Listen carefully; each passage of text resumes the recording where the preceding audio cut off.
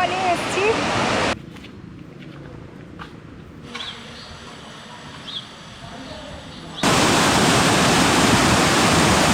সমস্ত কিছুই কিন্তু ছত্তিশগড়ের সৌন্দর্যকে আরো অনেক গুণ বাড়িয়ে তুলেছে। যদি আপনি সত্যিকারেরই ভারতবর্ষকে অনুভব করতে চান, তাহলে জনবহুল পর্যটন স্থানগুলির কথা ভুলে যান আর আসুন একসাথে যাই ভারতের লুকোনো হৃদয়ে, যেখানে জলপ্রপাতের গর্জন করে, বন ফিসফিস করে। ছত্তিশগড়ে স্বাগতম আপনাদেরকে। গত পর্বে আমরা আরাকু ঘুরে রাতে আরাকু স্টেশনের রিটায়ারিং রুমে নাইট স্টে করি, কারণ আমাদের এবারের গন্তব্য ছত্তিশগড়ের জগদলপুর। তাই রাত 12:23 আরাকু স্টেশন থেকে 18515 কিরান্দুল এক্সপ্রেস ধরে ভোর 4:50 পৌঁছই জগদলপুর স্টেশনে। এই ট্রেনের রিজার্ভেশন আমরা ট্যুর প্ল্যানিংয়ের সময় করে নিই। আগে থেকে আমরা এইবারে কিন্তু আর হোটেল বুকিং করিনি, তাই জন্য স্টেশন পৌঁছে অটোতে চেপে 2 মিনিটের অটোতে যাওয়ার রাস্তায় আমরা পৌঁছলাম অতিথি হোটেলে। কিন্তু অতিথি হোটেলে খোঁজ নিয়ে জানলাম আজ কিন্তু হোটেলের সব রুমই বুক আছে। তাই খানিকটা হতাশ হয়েই এখান থেকে বেরিয়ে পাশের হোটেল রেখাতে রুম বুক করলাম। এই যে এটা আমাদের হোটেলের ফ্রন্ট, এটা পার্কিং এরিয়া, আর সামনের এটা মেন রোড। এই রাস্তা ধরে ডান দিকে টার্ন নিয়ে 5 মিনিটের হাঁটা পথের রাস্তায় কিন্তু স্টেশন। রুমের ট্যারিফ স্ক্রিনে দেওয়া থাকলো। হোটেলের রুম সত্যিই খুব সুন্দর এবং বড়। এইটা আমাদের বুকড রুম। এটি নন এসি। এখানে আছে king size bed, bed side table, wardrobe, TV, cooler এবং অ্যাটাচ বাথরুম। রুম এবং বাথরুম দুটোই কিন্তু ভীষণ স্পেসিয়াস। এখানে অনেক রুম অ্যাভেলেবেল থাকে, তাই বুকিং না করে এলেও চিন্তা নেই। আজকের ভোরে খানিকটা রেস্ট নিয়ে ফ্রেশ হয়ে ব্রেকফাস্টের জন্য গেলাম আমরা পাশের অতিথি হোটেলে। সেখানে ব্রেকফাস্ট করে এসে আমরা 8:30টার সময় আমাদের প্রি বুক করে রাখা গাড়ি কিন্তু হোটেলের নিচে পার্কিংয়ে আমাদের জন্য ওয়েট করছিল। সেই গাড়িতে চেপে বসলাম, কারণ এবারে কিন্তু আমাদের গন্তব্য বাস্তার প্যালেস।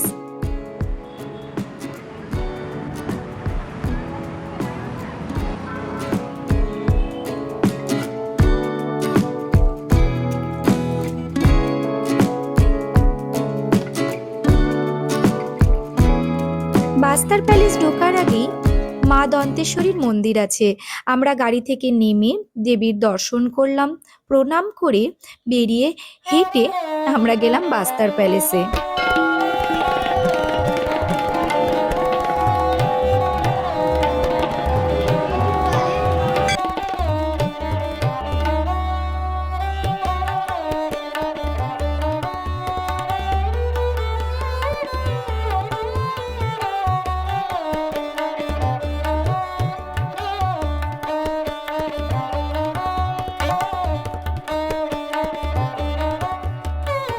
ছত্তিশগড়ের জগদলপুরে অবস্থিত বাস্তার প্যালেসটি 20 শতকের একটি ঐতিহাসিক নিদর্শন, যা বাস্তার রাজ্যের শাসকদের দ্বারা নির্মিত হয়েছিল।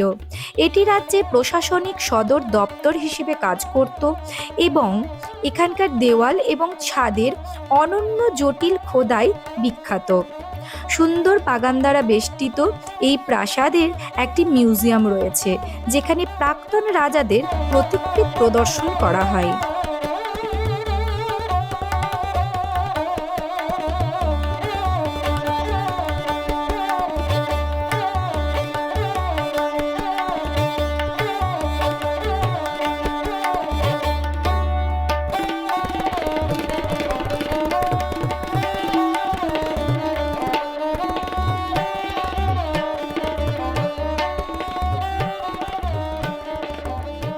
প্যালেস ঘুরে নিয়ে এবার আমরা গাড়িতে চেপে বসলাম। এবারের গন্তব্য আমাদের দলবত সাগর। দলবত সাগর একটি ঐতিহাসিক কৃত্রিম হ্রদ, যা 17 শতকে রাজা দলবত দেও দ্বারা নির্মিত হয়েছিল। 350 থেকে 400 একর এলাকা জুড়ে তৈরি হয়েছে এটি। শহরের বৃহত্তম হ্রদ। এখানে নৌকা চালনা, মাছ ধরা এবং সূর্যাস্ত দেখার মতন একটি জনপ্রিয় বিনোদনমূলক স্থান।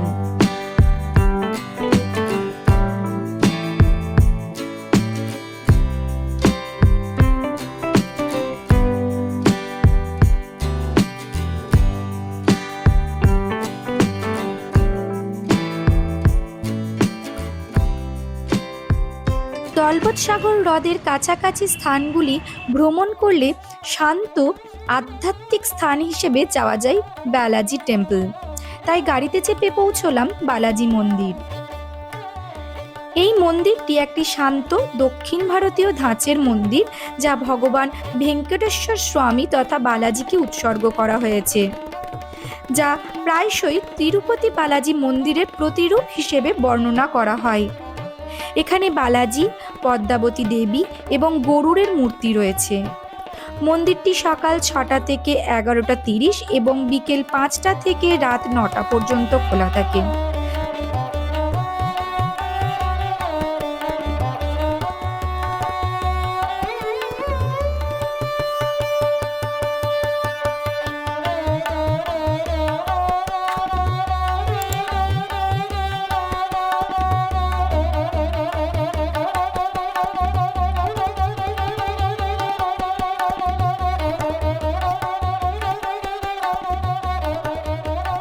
মন্দিরে ভোগ গ্রহণ করে হাত ধুয়ে আবার গাড়িতে চেপে পড়লাম।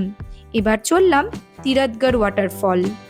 তিরাথগড় যাওয়ার পথে পাশেই কিন্তু কাঙ্গের ভ্যালিও পড়ে। কাঙ্গের ভ্যালি জাতীয় উদ্যানের মধ্যে জঙ্গল সাফারির ব্যবস্থা রয়েছে। আমরা যেহেতু অক্টোবর মাসে এখানে গিয়েছিলাম, সেই জন্য এই জাতীয় উদ্যানের মধ্যে আমরা প্রবেশ করতে পারিনি। তাই আমরা গিয়ে পৌঁছলাম তিরাথগড় ওয়াটারফল। আমরা এখন ছত্তিশগড়ের তিরাথগড় ওয়াটারফলে এসেছি। অপূর্ব সুন্দর ওয়াটারফল, কি ভীষণ জলপ্রবাহ, মানে বলা যায় না, মানে দারুণ। কাঙ্গের ভ্যালি ন্যাশনাল পার্কের পাশে অবস্থিত তিরাথগড় জলপ্রপাত। এটি প্রায় 300 ফুট উচ্চতা থেকে ঝরে পড়া একটি অত্যাশ্চর্য বহু স্তরযুক্ত জলপ্রপাত। সাদা দুধের মতন চেহারার কারণে দুধের জলপ্রপাত নামে পরিচিত।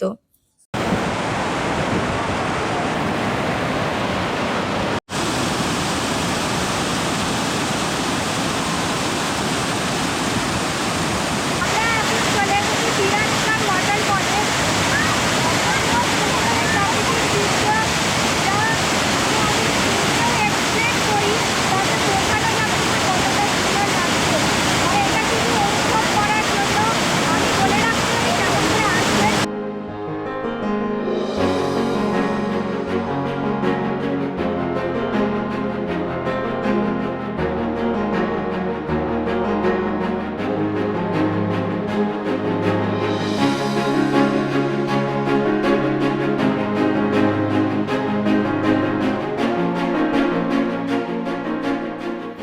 এই তিরাথগড় ওয়াটারফলটি ঘুরে নিয়ে আমরা আবার গাড়িতে চাপলাম।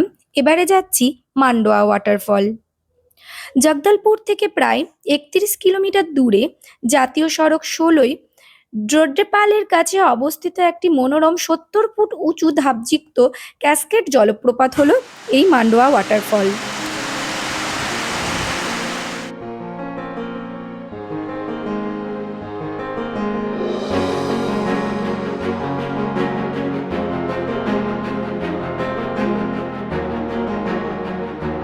মান্ডোয়া ওয়াটারফল ঘুরে নিয়ে আমরা কিন্তু এবার গাড়িতে করে এসে পৌঁছালাম মিচনার হিলস। জগদলপুর থেকে প্রায় 35 কিলোমিটার দূরে অবস্থিত মিচনার পাহাড় সমুদ্রপৃষ্ঠ থেকে 2500 ফুটেরও বেশি উচ্চতায় অবস্থিত। ট্রেকিং এবং অ্যাডভেঞ্চারের জন্য একটি শীর্ষস্থানীয় এবং কম পরিচিত গন্তব্য।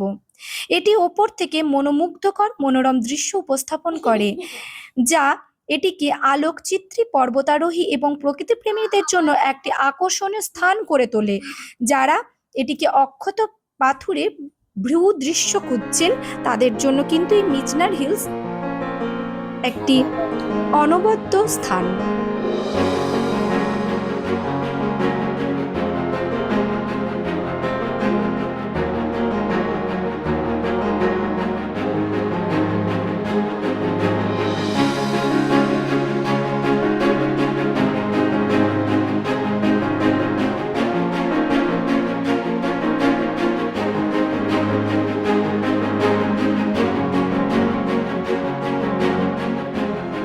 মিচনার হিলস ঘুরতে ঘুরতে আমাদের অনেকটা সন্ধে হয়ে গেছে, তাই আজ আর অন্য কোথাও যাব না বলেই ঠিক করলাম।